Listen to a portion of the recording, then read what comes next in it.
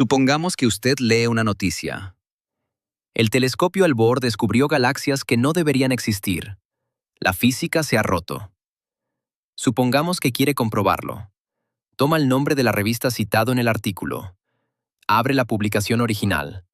Busca la frase «La física se ha roto». No está. En ningún artículo revisado por pares del telescopio Albor, en 3 años de trabajo, aparece esa frase. En cambio, sí hay datos concretos sobre lo que está confirmado, lo que sigue en duda y lo que no ha cambiado en absoluto. Vamos por categorías. Albor fue lanzado el 25 de diciembre de 2021. Los primeros datos científicos llegaron en julio de 2022. El coste del proyecto: unos $10,000 millones. El desarrollo: 30 años. El mayor telescopio espacial de la historia. Rango infrarrojo con una resolución inaccesible para el urbe. 3 años bastan para un balance preliminar. No a través de ecos mediáticos, a través de artículos. Primero, ¿por qué surgió la brecha entre los artículos y los titulares? No fue casualidad ni mala intención. Cuando el 12 de julio de 2022 el presidente Beltrán mostró la primera imagen de Albor, el campo profundo del cúmulo Almazara 07-23, la reacción fue inmediata. La imagen era hermosa. La escala se entendía de forma intuitiva. Miles de galaxias en un fragmento de cielo no mayor que un grano de arena sostenido con el brazo extendido. Había emoción. Pero emoción y resultados científicos son categorías distintas. La imagen, en sentido estricto, no descubrió nada. Demostró las capacidades del instrumento. Ahí empezó la brecha. El servicio de prensa de la Agencia Espacial Estadounidense hizo bien en convertir la primera imagen en un acontecimiento. $10,000 millones exigen un retorno visible. Los medios científicos se subieron a la ola. Para cuando aparecieron resultados realmente anómalos, el público ya estaba preparado para una revolución. Las precisiones posteriores ya no resonaron igual. Nicolás Peralta, científico jefe del programa Albor en el Instituto Estelar de Óptica. Albor no destruyó el modelo cosmológico estándar, afinó nuestra comprensión de sus límites. Esto procede de un informe oficial, no de una entrevista. Afinó nuestra comprensión de los límites. Veamos qué significa eso en concreto.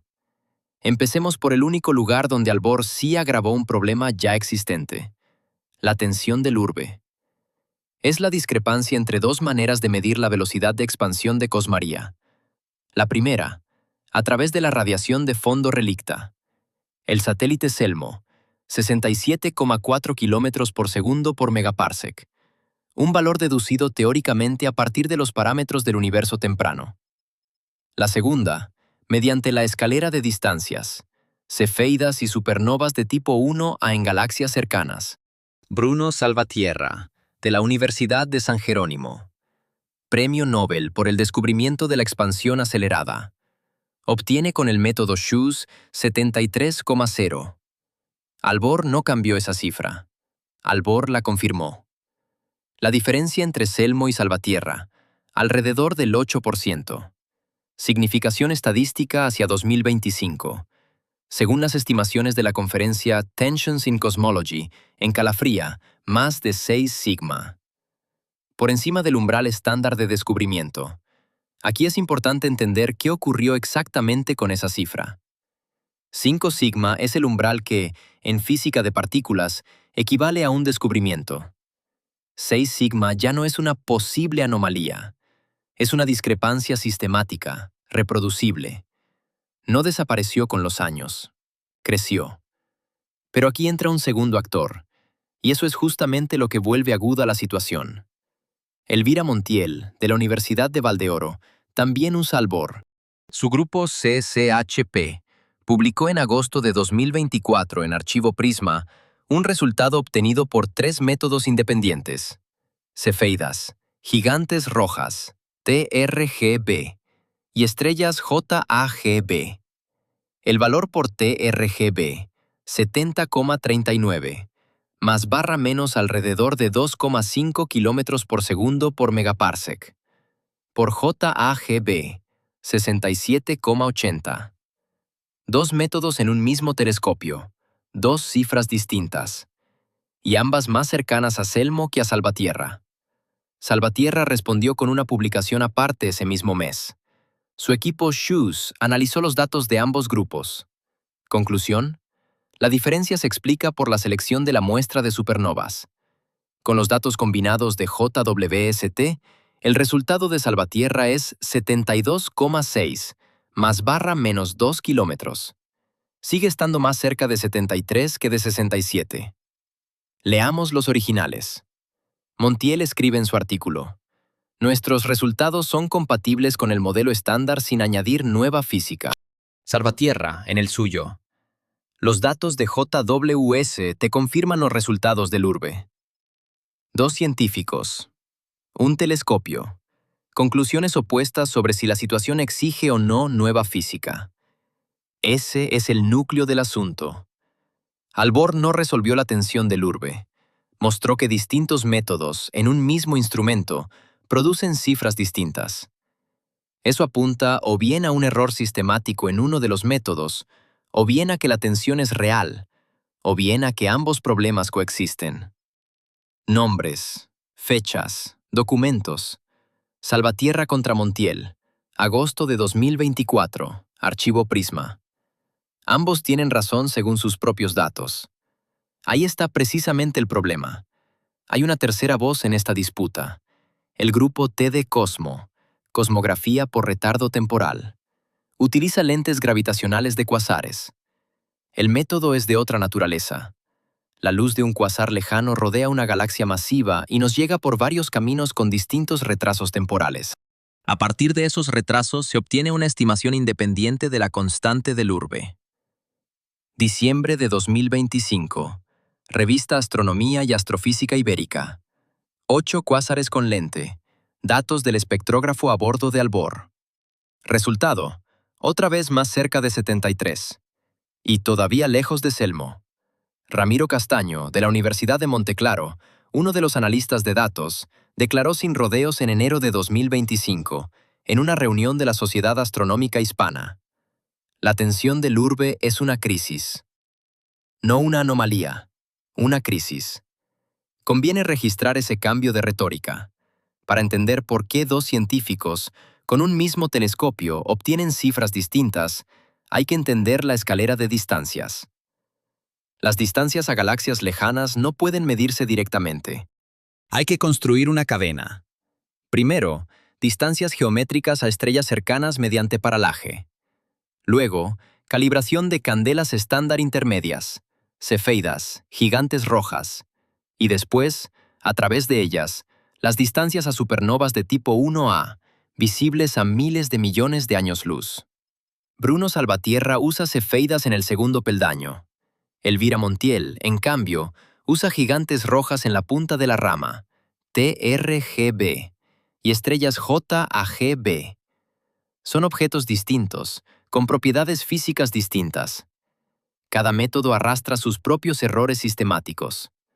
La pregunta clave es: ¿quién tiene el error sistemático mayor y hacia qué lado empuja el resultado? Montiel sostiene que las cefeidas de Salvatierra dan un valor inflado por efectos de amontonamiento, crowding, cuando estrellas vecinas caen dentro de un mismo píxel y deforman la curva de brillo de la cefeida. Salvatierra responde: Albor, con una resolución 4 veces superior a la del URBE, mostró que el crowding no es el efecto dominante. Ambos argumentos están técnicamente bien fundados. Ambos usan datos reales. Un grupo independiente publicó en octubre de 2024 un cuarto método: el lente gravitacional de supernovas. Valor obtenido: 75,4, con un margen de error amplio. Más cerca de Salvatierra, pero con gran incertidumbre. Teodoro Mena, de la Universidad del Valle de Aranda, aplicó el método de fluctuaciones de brillo superficial a 14 galaxias elípticas y obtuvo 73,8. Otra vez más cerca de Salvatierra, y otra vez sin usar ni cefeidas ni supernovas. Esto importa. Según la lógica de Montiel, cada nuevo método independiente sin cefeidas debería arrojar un valor más próximo a 67. No lo hace. 4 métodos. Varios números. Ninguno reproduce exactamente a los otros. La mayoría no está del lado de Selmo. Esto no es un misterio, sino un proceso de resolución. Los errores sistemáticos en astronomía son reales. Eliminarlos lleva años. Por eso se construyen el Observatorio Alba Serrana y el Telescopio Soler, y por eso DESI sigue acumulando estadística. Pero aquí está lo esencial. 500 investigadores del consorcio Cosmoverse publicaron un libro blanco en 2025. Su conclusión fue que la abrumadora mayoría de las mediciones independientes se agrupa alrededor de 73. No alrededor de 67. Pasemos a los exoplanetas. Aquí hay dos historias radicalmente distintas. La primera, un avance metodológico confirmado. Dióxido de carbono en la atmósfera de Orbe Naira 39b. Agosto de 2022. Natura Científica. El equipo ERS, con Marina Valcárcel, de la Universidad Costera de Santa Brisa. La primera detección molecular directa en la atmósfera de un exoplaneta mediante espectroscopía de tránsito. El hecho es importante no porque Orbe Naira 39b sea un mundo especialmente interesante. Es un gigante gaseoso caliente, no un candidato para la vida. Es importante porque el método ahora funciona con una precisión que antes no existía. Albor convirtió la espectroscopía de tránsito de un límite de lo posible en una herramienta rutinaria. Eso entrará en los manuales como un avance técnico. La segunda historia. El sistema Trébol 1. Aquí todo es bastante más complejo. 7 planetas alrededor de una enana roja a 40 años luz. 3 en la zona habitable. Albor dedicó al sistema 290 horas, unas 12 jornadas continuas. Más que a cualquier otro objeto. ¿Qué se obtuvo? Trébol 1b, el planeta más cercano. Los primeros datos de 2023 decían, probablemente roca desnuda, sin dióxido de carbono. En diciembre de 2024, el equipo de Inés Barral, del Centro Astral de Paravia, junto con Gael Serrano, publicó curvas de fase térmica. El planeta muestra una alta temperatura en el lado diurno, 490 Kelvin, y emisión nocturna nula. Son señales de una roca desnuda, sin atmósfera. La revisión de 2024 confirmó. Una atmósfera densa, con presión superior a un bar, es improbable. Trébol 1c. Natura Científica, 2023. La elevada emisión térmica del lado diurno excluye atmósferas densas con dióxido de carbono. Ese es un resultado sólido. No encontraron, sino excluyeron. Trébol 1e. Este es el planeta más interesante, el centro mismo de la zona habitable. Primeros datos en septiembre de 2025, programa DREAMS. Clara Montalbán, del Instituto Técnico de Miralta, en Cartas de Astrofísica Actual. 4 observaciones de tránsito. Cita directa del resumen. No obtuvimos evidencia convincente ni a favor ni en contra de una atmósfera. Quedan excluidas las atmósferas ricas en hidrógeno. Las similares a Venus o a Marte no reciben apoyo. Las ricas en nitrógeno, con pequeñas trazas, son compatibles con los datos. Una roca desnuda también es compatible. Aquí es donde esto deja de encajar con la narrativa de que Albor estudia atmósferas de planetas en la zona habitable. El problema está en la estrella. La enana roja Trébol 1 es activa. Su superficie está cubierta de manchas oscuras y fáculas brillantes. Cuando el planeta pasa por delante de la estrella, el espectro cambia no solo por la atmósfera del planeta, sino también por qué regiones estelares se está ocultando. A eso se le llama contaminación estelar, stellar contamination. Montalbán lo escribe sin rodeos. La contaminación fue detectada en las 4 observaciones. Más aún, Darío Ledesma, de la Universidad de Arizenda, uno de los coautores del programa DREAMS, dijo claramente: según nuestros datos más recientes, el supuesto indicio de atmósfera probablemente sea ruido de la estrella. No es una catástrofe, es ciencia honesta. El equipo planea observaciones simultáneas de los tránsitos de Trébol 1e y Trébol 1b. Como B es una roca desnuda, el ruido estelar común podrá restarse.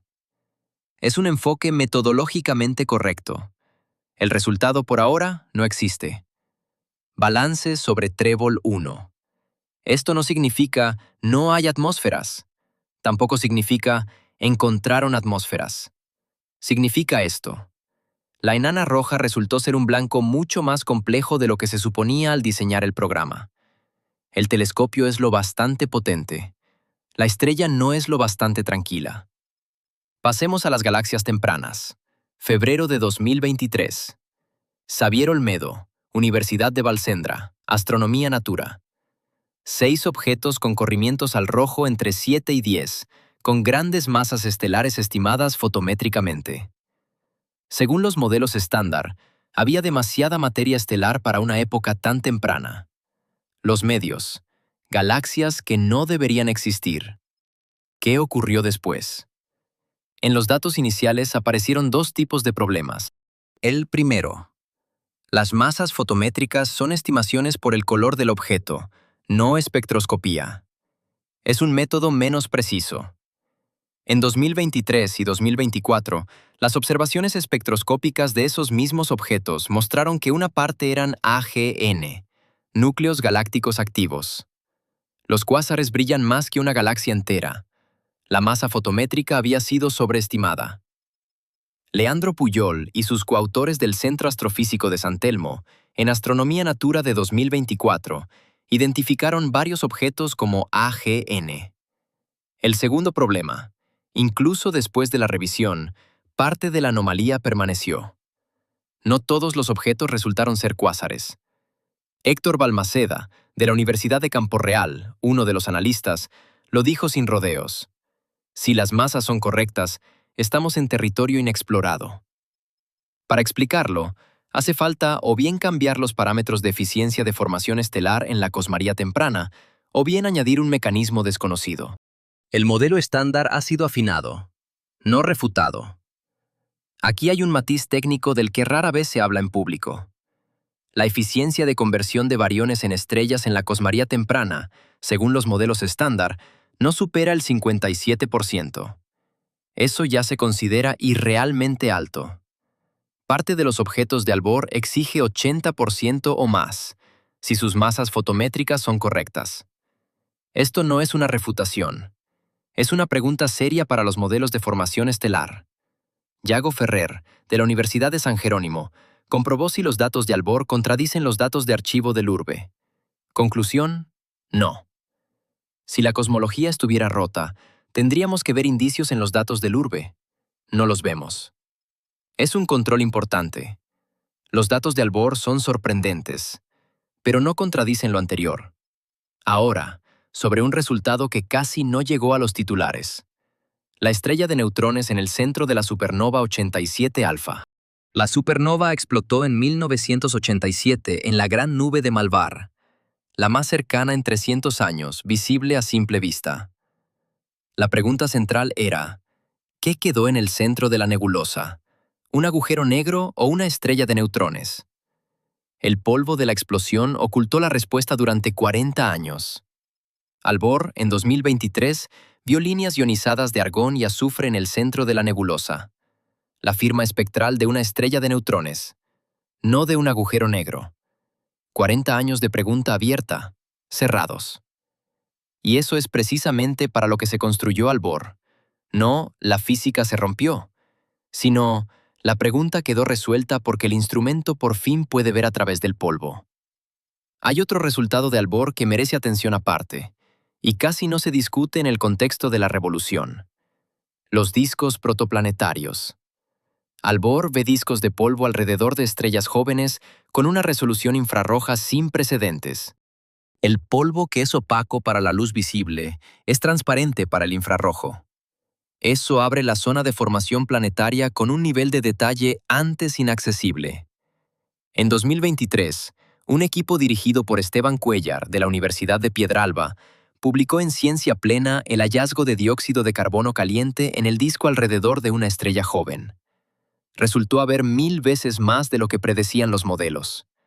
La publicación provocó una revisión de las ideas sobre cómo se distribuye el carbono en los sistemas planetarios en formación.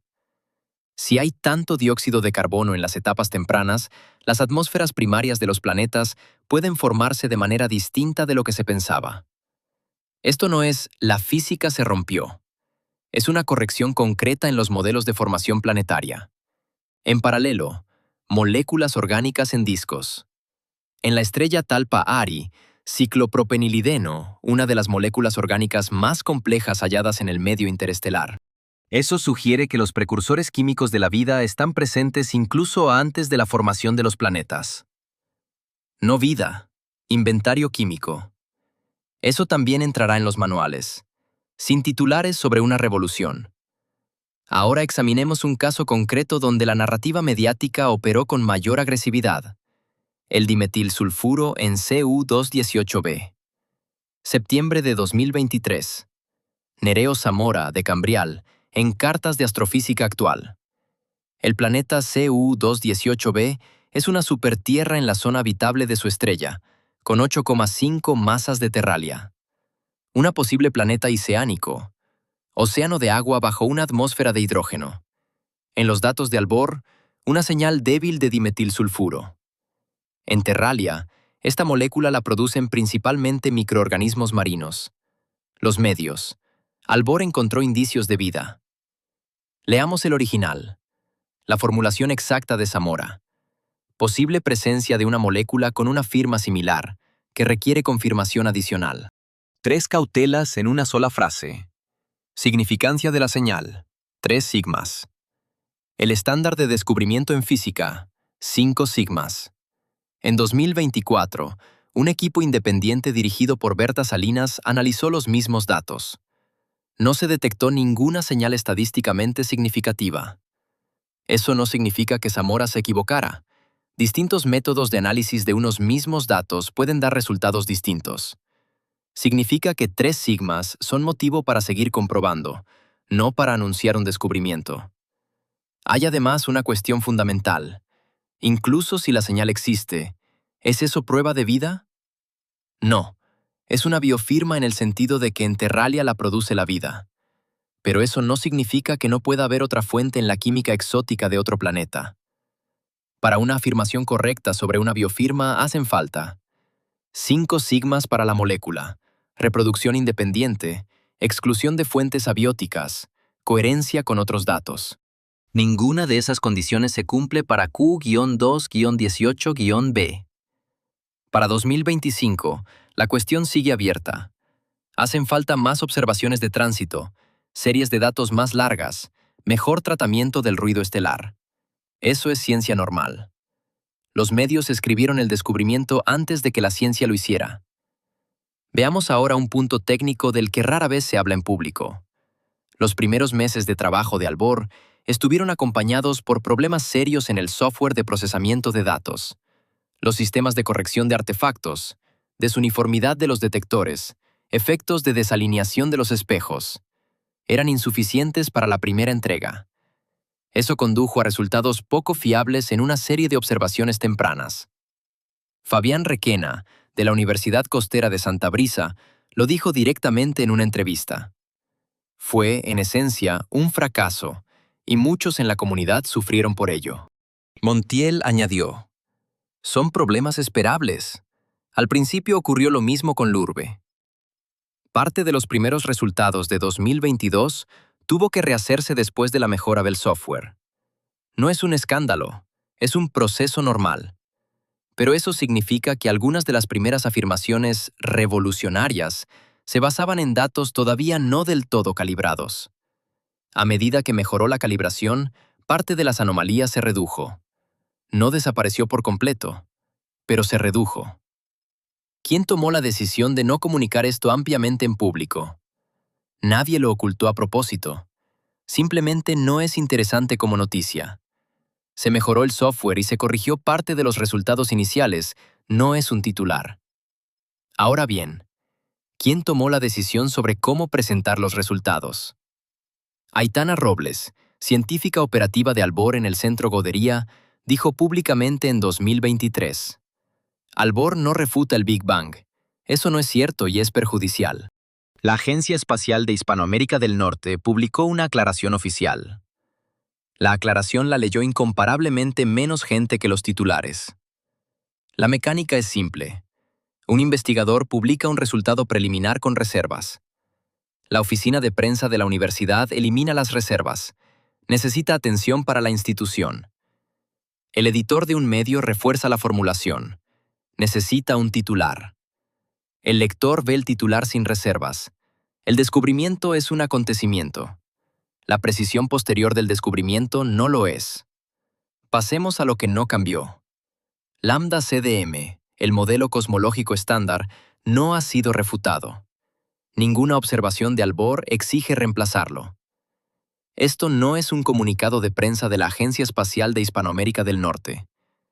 Es la posición de los propios autores de las publicaciones, incluidos quienes descubrieron las galaxias anómalas. El Big Bang no ha sido refutado. El objeto más lejano de Albor es la galaxia Yaris Sur Z, 14,32, apenas 290 millones de años después del Big Bang. Existe dentro de la cronología estándar. No hay contradicción alguna. La materia oscura no ha sido detectada directamente. Albor es un instrumento óptico e infrarrojo. No busca partículas. La energía oscura, según los datos de Albor, sigue siendo una constante. Las señales de DESI sobre un posible cambio en la energía oscura fueron obtenidas por otro instrumento. Es otra historia. Hay además otra brecha entre las expectativas y la realidad que conviene fijar. Antes del lanzamiento de Albor, existía en la comunidad la sensación de que un telescopio de esta clase resolvería la cuestión de la tensión del urbe. Quitarían la sistemática de las cefeidas. Eliminarían la incertidumbre de la escalera de distancias. Cerrarían el asunto. Eso no ocurrió. Albor confirmó los resultados de Salvatierra. Albor le dio a Montiel la posibilidad de obtener otros números. Dos resultados con el mismo telescopio. Ambos de alta calidad. Ambos incompatibles entre sí. Eso significa que el problema es más profundo de lo que se pensaba. No está en el instrumento, está en la metodología, en la elección de las candelas estándar, o en algo de la física que no comprendemos. Mateo Aranda, de la Universidad de Costa del Ángel, uno de los autores del estudio T de Cosmo, dijo en diciembre de 2025: esto es significativo porque la cosmología, tal como la conocemos, podría estar rota. No como periodista, como autor de un artículo revisado por pares. La diferencia es que añadió lo obligatorio. Si la tensión no es un error de medición, tendremos que desarrollar nueva física. Sí, exactamente esa palabra separa al científico del titular. Ahora bien, ¿por qué esto importa? No como historia sobre un telescopio, como historia sobre cómo se produce el conocimiento. Cuando Albor mostró su primer campo profundo en julio de 2022, la reacción fue correcta en la forma y equivocada en el contenido. Correcta en la forma. La gente se maravilló ante un instrumento grandioso. Equivocada en el contenido. Ese asombro fue interpretado como un descubrimiento. La diferencia es fundamental. Un instrumento no es un descubrimiento. Un instrumento es la posibilidad de un descubrimiento. Albor, en 3 años, ha realizado varios descubrimientos reales. Dióxido de carbono en la atmósfera de un exoplaneta como método operativo. Una estrella de neutrones en el centro de la supernova 87 alfa. La profundización de la crisis del urbe. Esos sí son resultados auténticos. Cambian nuestra comprensión. Pero la física se rompió, no está en los artículos. Esa frase nació en la cadena mediática de amplificación, y allí mismo vive. Hay un detalle que conviene añadir a este cuadro. La conferencia Tensions in Cosmology, en Calafría, septiembre de 2025. Más de 130 investigadores. En el white paper de la conferencia quedó registrado: la tensión de H0 superó las 6 sigma. Junto a ella, la tensión de S8 en la distribución de la materia a gran escala. Junto a eso, las primeras señales de una posible inconstancia de la energía oscura procedentes de DESI. 3 posibles fracturas con el modelo estándar al mismo tiempo. Cada una por separado, por debajo del umbral de descubrimiento. Juntas, forman una imagen imposible de ignorar. La comunidad no dice: el modelo está roto. La comunidad dice: Con tal cantidad de anomalías independientes al mismo tiempo, hay que buscar una causa sistémica. No es lo mismo que los titulares, pero tampoco es silencio. Ahora desmontemos otra capa de esta historia, el mecanismo de producción del escándalo científico. No de mala intención, precisamente del mecanismo. Imagine la cadena. Un investigador, Xavier Olmedo, publica un preprint en archivo Prisma. El preprint no ha pasado revisión por pares. En el texto aparecen las palabras «si nuestras estimaciones fotométricas son correctas» y «requiere confirmación espectroscópica». Esas palabras están en mitad del texto, no en el titular. La oficina de prensa de la Universidad de Valsendra publica un comunicado. Titular: Albor descubrió galaxias que no deberían existir. No hay reservas, fueron eliminadas. Necesitan mostrar actividad. Necesitan financiación para la próxima subvención. Un reportero científico de un gran medio toma ese comunicado. El titular se intensifica. Albor rompió la física. El editor pide algo más potente. Se lo dan. Sale la pieza. 6 meses después, la espectroscopía muestra que parte de los objetos son cuasares. La masa estaba sobreestimada. La anomalía es menor. Esa nota queda en el puesto 32 entre las noticias del día. Nadie la lee. Así es exactamente como se forma la brecha. No con una mentira. O, más precisamente, con una mentira por omisión. Las reservas se eliminan durante la transmisión. Las precisiones posteriores no se transmiten en absoluto. Es un problema sistémico de la comunicación académica. Las universidades compiten por atención. Los medios compiten por clics. La ciencia trabaja en escalas temporales de años. Los medios en escalas de horas. Ningún participante de la cadena mintió de forma deliberada, pero el resultado es una distorsión sistemática. Aitana Robles lo entendía. Por eso hablaba públicamente. La Agencia Espacial de Hispanoamérica del Norte publicaba aclaraciones. Pero la aclaración sale después del titular y reúne menos lectores, siempre. Hay otro nivel en esta historia del que rara vez se habla. Albor trabaja en el punto de libración Lázaro II, a 1,5 millones de kilómetros de Terralia, en dirección opuesta a Solaria. Es frío. La temperatura de trabajo de sus detectores principales ronda los menos 230 grados Celsius. Su escudo solar tiene 5 capas y el tamaño de una pista de tenis. Eso le permite ver la radiación infrarroja de galaxias situadas a miles de millones de años luz.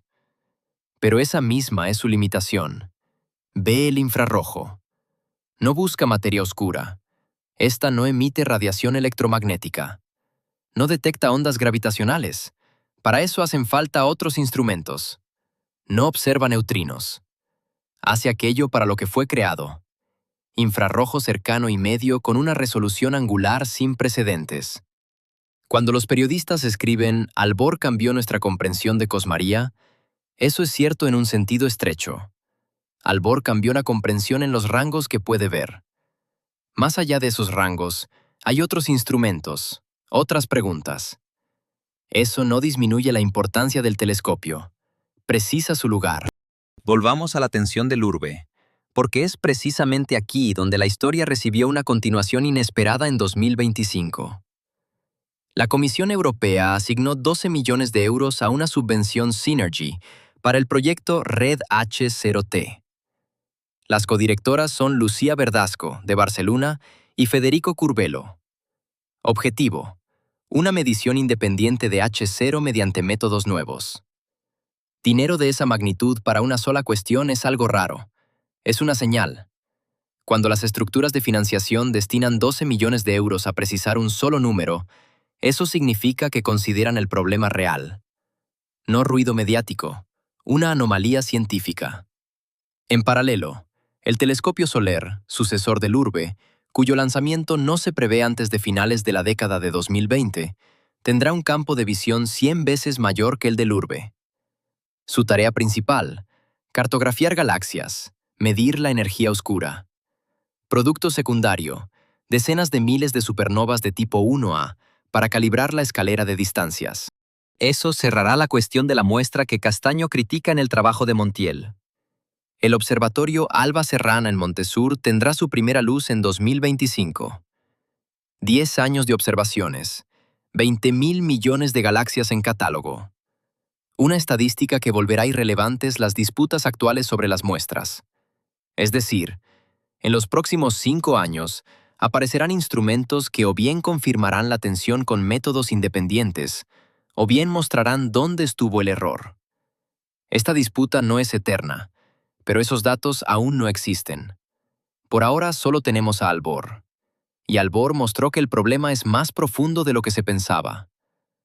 Hay otro aspecto de la historia de las galaxias tempranas que es importante entender. Cuando se dice una galaxia que no debería existir, eso no significa que la galaxia viole la física. Significa que viola los modelos actuales. La diferencia es fundamental. Los modelos de formación estelar en el universo temprano se basan en varias suposiciones. Sobre la velocidad de formación de halos oscuros, sobre la fracción de gas que se convierte en estrellas, sobre el papel de la retroalimentación de las supernovas y de los agujeros negros. Esas suposiciones se calibraron con los datos que estaban disponibles antes de Albor. Albor mostró galaxias que se formaron más rápido y brillaron más de lo que predecían los modelos. Eso no es una violación de las leyes de la física, es una violación de nuestras suposiciones sobre los parámetros. La diferencia es esta. Las leyes de la física son aquello que no podemos cambiar. Los parámetros de los modelos son aquello que afinamos a medida que se acumulan los datos. Por eso la interpretación correcta no es «la física se rompió», sino «los modelos necesitan una revisión de los parámetros de formación estelar».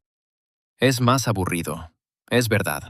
Héctor Balmaceda, el mismo que dijo «estamos en territorio inexplorado», añadió algo importante que no entró en las citas mediáticas. Dijo, los modelos permiten flexibilidad en los parámetros. Necesitamos restricciones más duras. Albor las proporcionó. Ahora sabemos dónde hay que afinar. Esa es otra historia. Una historia de progreso, no de crisis. Pero el progreso no se vende tan bien como la crisis. Por eso oímos hablar de crisis. Veamos otro resultado, el que normalmente aparece al final de los comunicados de prensa, pero merece el primer lugar. Albor detectó dióxido de carbono en Orbe Naira 39b. Ya lo dijimos, pero detrás hay algo más grande que un solo resultado. Antes de Albor, la espectroscopía de tránsito de atmósferas de exoplanetas existía como método. Lurbe podía detectar moléculas grandes en las atmósferas de Júpiteres calientes, planetas con temperaturas cercanas a los 1000 grados, con atmósferas del tamaño de un pequeño país. Son condiciones excepcionales. La mayoría de los planetas que nos interesan son pequeños, con atmósferas finas y enrarecidas. Albor hizo posible ese trabajo para una amplia clase de objetos, no solo para gigantes calientes, para supertierras, para Neptunos, en perspectiva, para tierras. Orbe Naira 39b es una demostración de capacidades. Igual que la primera imagen del Urbe fue una demostración de óptica, no el descubrimiento de un objeto concreto. La primera medición directa de dióxido de carbono en la atmósfera de un exoplaneta es un resultado de calibración. Mostró, el método funciona. Ahora lo aplicamos a objetivos interesantes. Trébol 1e sí es un objetivo interesante.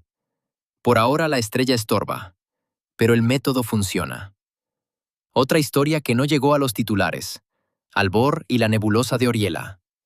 En 2023, Albor obtuvo imágenes de la región interna de la nebulosa de Oriela, una zona de formación estelar activa a 500 años luz. La resolución era entre 5 y 10 veces superior a la del Urbe en el rango infrarrojo. En los datos se encontraron varias decenas de pares de objetos a los que llamaron planetas errantes en sistemas binarios. Jupiter Mass Binary Objects, JUMBOS. Planetas sin estrella anfitriona, moviéndose por pares. Varias decenas de pares en una sola nebulosa. Según los modelos estándar de formación estelar, esos pares deberían ser extremadamente raros. O bien se forman como estrellas a partir de una nube de gas, pero eso exige masas de gas muy pequeñas. o bien fueron expulsados de sistemas planetarios en pareja, pero la probabilidad de una expulsión así es extremadamente baja. Sergio Almenar, de la Universidad del Poniente, en Cartas de Astrofísica Actual, 2023. No entendemos de dónde salen. No, la física se rompió. Nuestros modelos no explican tal cantidad de estos objetos. Es un enigma real. No una sensación, un enigma. La diferencia está en que los enigmas se resuelven. Las sensaciones se publican.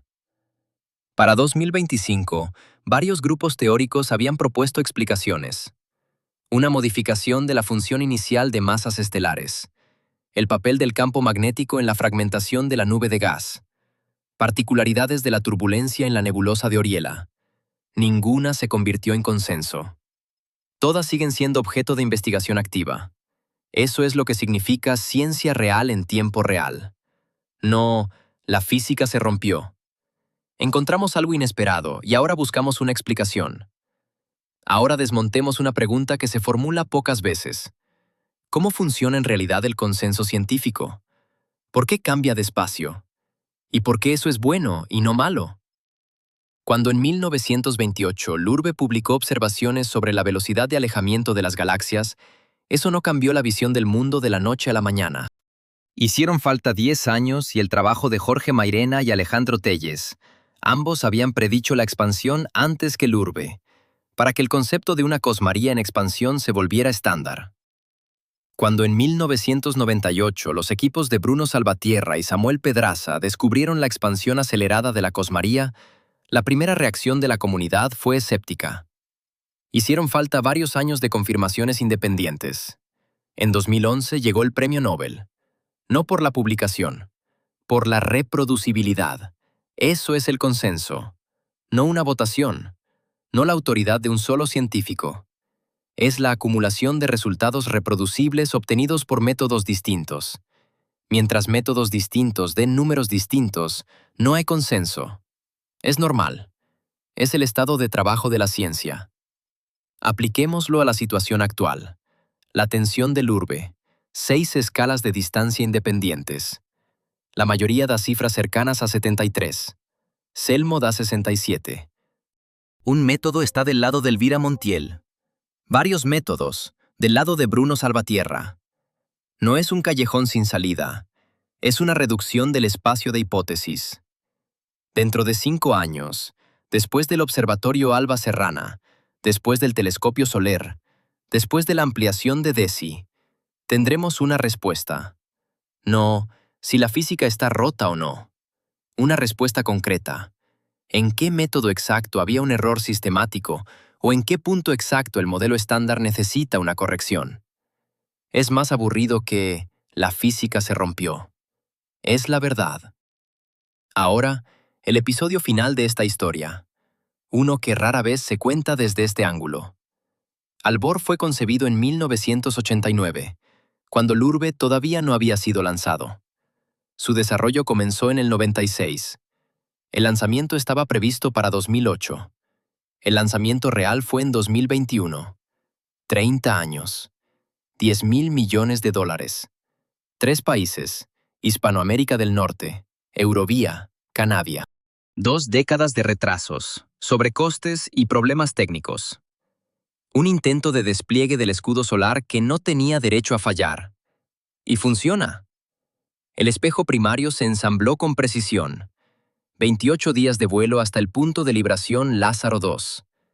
El despliegue del escudo en 12 días. 318 operaciones mecánicas separadas, cada una sin margen de error.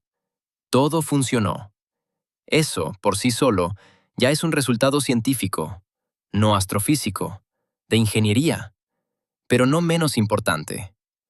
Cuando Nicolás Peralta dice, Albor afinó nuestra comprensión de los límites, habla de esto, no de una revolución.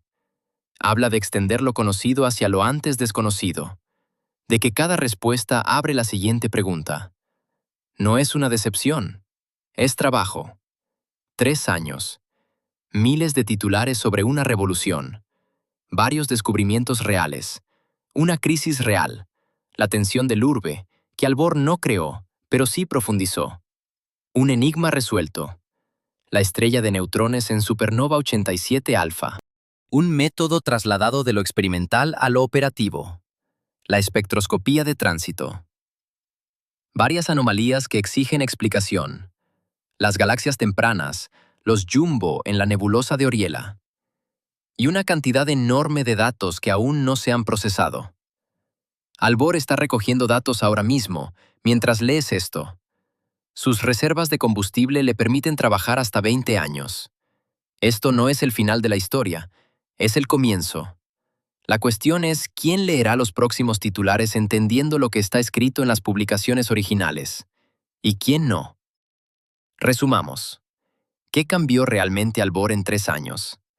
La espectroscopía de tránsito de atmósferas de exoplanetas se convirtió en un método operativo. Dióxido de carbono en Orbe Naira 39b. La tensión del urbe fue confirmada y agravada. SHUS 73, CCHP 70, CELMO 67. Un telescopio, 3 números, 6 sigmas de separación. La estrella de neutrones en el centro de supernova 87 alfa. 40 años. Cuestión cerrada. La química de los discos protoplanetarios y la formación estelar temprana. La metodología, mejorada. ¿Qué sigue en duda? Trébol 1e. No hay datos convincentes, domina el ruido estelar. Trébol 1b. Vuelve a estar en duda tras diciembre de 2024. Más probablemente una roca desnuda. Las galaxias masivas tempranas. Una parte fue reclasificada como AGN.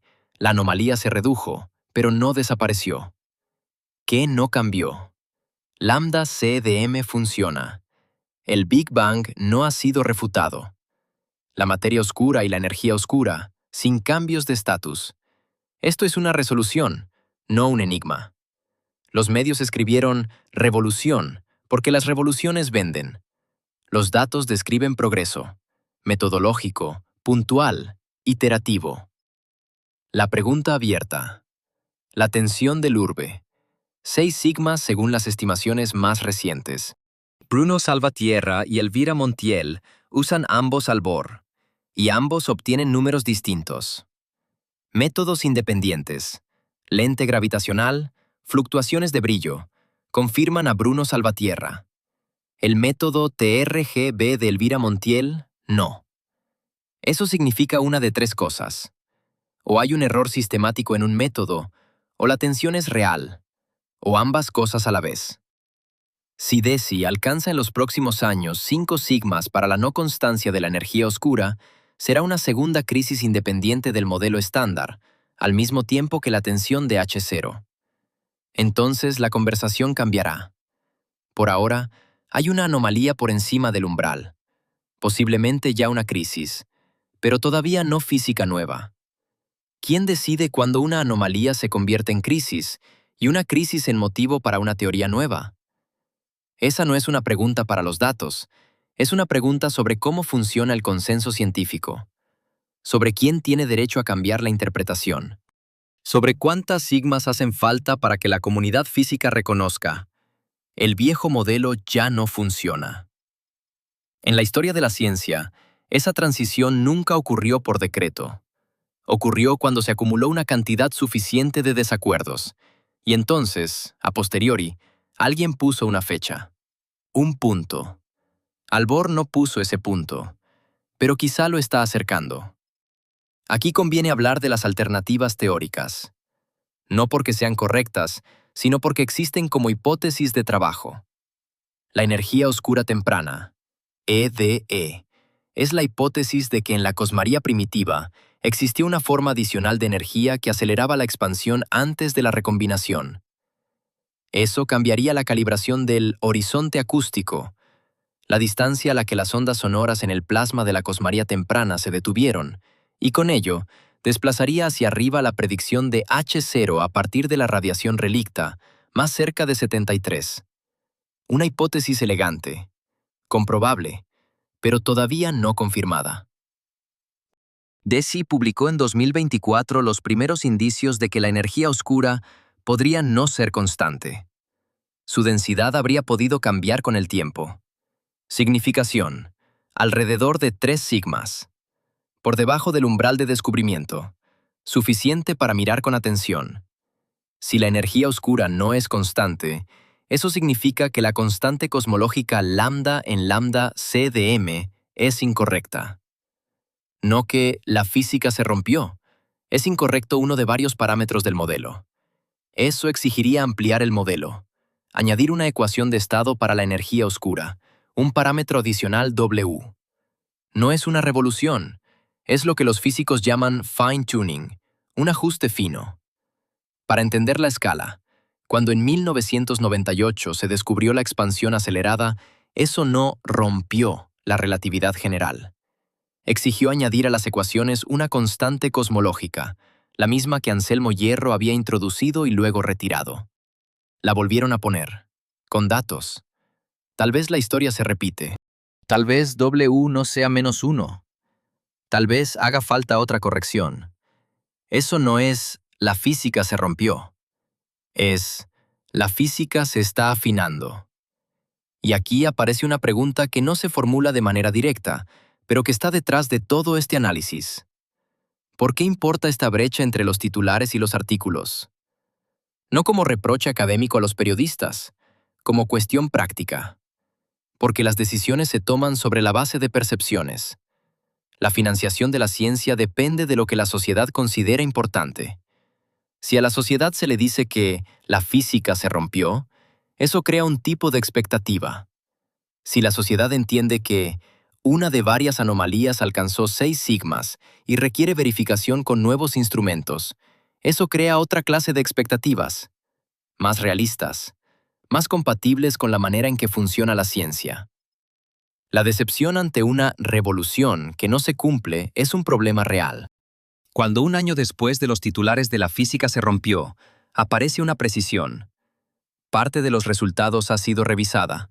La audiencia siente que la engañaron. La confianza en la ciencia cae. La próxima vez, el escepticismo será mayor. Es un ciclo. Sensación, decepción, escepticismo, desconfianza. Y de vuelta a la sensación. Leer el original es una forma de romper ese ciclo. No para todos, pero sí para quien quiera hacerlo. Nombres, fechas, documentos. Esa regla no es casual. Es una herramienta. Salvatierra, 73, Shoes, agosto de 2024.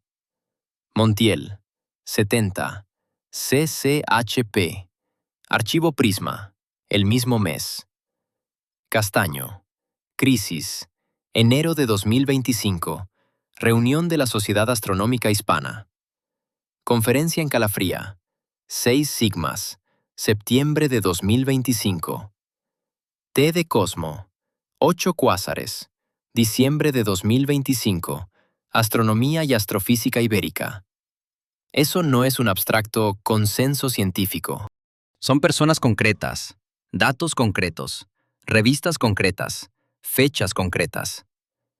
La próxima vez que lea un titular sobre que los científicos descubrieron, pregúntese, ¿qué científicos? ¿En qué revista? ¿Cuál es la significación del resultado? Si existe reproducción independiente. No porque la ciencia sea poco fiable, sino porque es más interesante cuando se entiende su curso real. No revoluciones, pasos. Siguiente video. Luna 25.